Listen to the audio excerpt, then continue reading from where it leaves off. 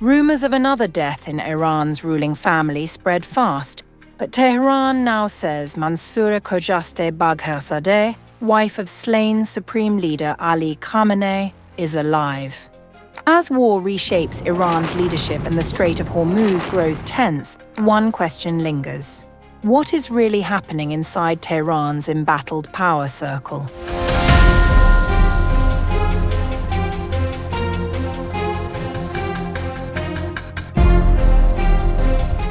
Iran's ruling establishment is pushing back against reports that another member of the late Supreme Leader's family was killed in the opening phase of the war.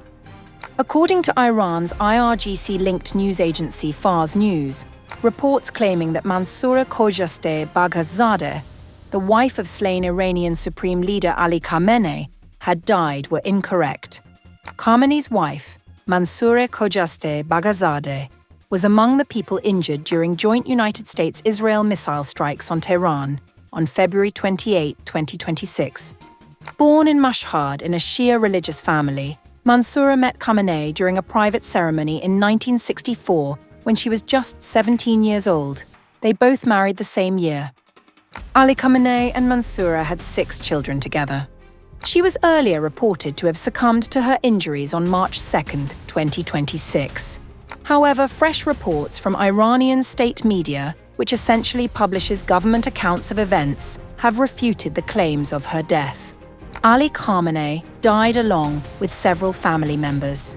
Khamenei, the former supreme leader of the country and second Ayatollah of the Islamic Revolution, died after Israeli jets dropped heavy bunker-buster bombs on a compound where he was reportedly chairing a high-level security meeting. The US-Israel joint attack came after President Trump announced plans to decimate the current regime and ordered the launch of Operation Epic Fury. Meanwhile, Iran's new Supreme Leader Mojtaba Khamenei delivered his first public message since assuming power following his father's death. In his first address, Mojtaba Khamenei vowed retaliation for those killed in the war. In a post on X, he listed several family members killed in the airstrikes, but did not mention his mother, hinting she may still be alive. I sympathize with the families of the martyrs. I have a similar experience to these noble people. In addition to my father, I've entrusted my loyal wife, my self-sacrificing sister and her young child, and the husband of my other sister to the caravan of martyrs. Iran's Foreign Ministry spokesperson Esmail Baghaei suggested that maritime traffic through the strait could now depend on Tehran's oversight. Speaking about the shift in security conditions following the outbreak of war, Baghaei told Reuters, After the current events, generally we cannot return to conditions before February 28th, as we have understood how important the safety of the Strait of Hormuz is, and so did the others. The Strait of Hormuz, through which roughly a fifth of global oil shipments pass, has already become one of the most volatile flashpoints in the escalating regional war.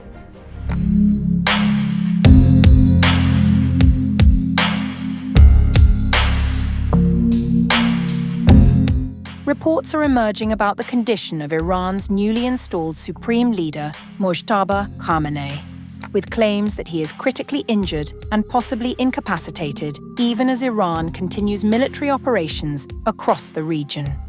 According to a The Sun report, sources inside Tehran say Mojtaba Khamenei was seriously wounded in an airstrike and is currently receiving treatment under heavy security at Sina University Hospital. The report cites a source in Tehran who claimed the new leader suffered severe injuries and is being treated by Iran's health minister and trauma surgeon Mohammad Reza Zafarjani. 1 or 2 of his legs have been cut off. His liver or stomach has also ruptured. He is apparently in a coma as well. These claims remain unverified, particularly amid an internet blackout inside Iran that has limited independent confirmation of developments on the ground.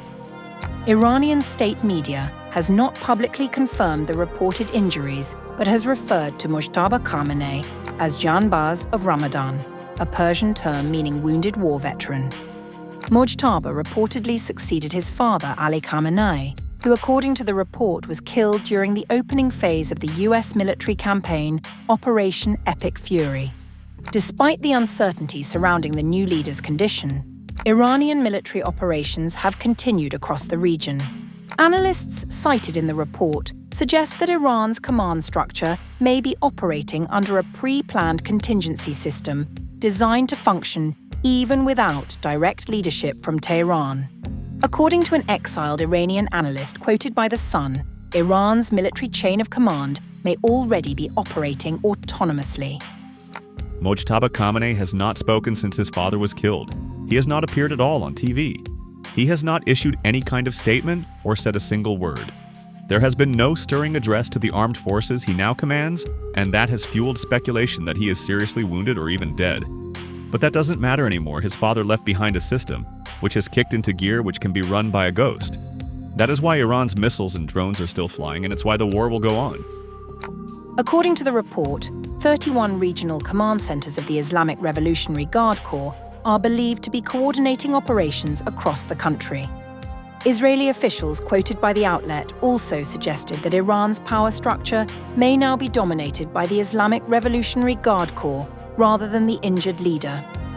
It is absolutely irrefutable that Mojtaba Khamenei has been wounded, but his condition actually has little bearing on the course of the war, as he is a puppet put in place by the Islamic Revolutionary Guard Corps. They hold the power now and they are running Iran. The statement reflects Israel's assessment that Iran's military leadership, particularly the IRGC, may now be directing the country's wartime strategy regardless of Mojtaba Khamenei's condition.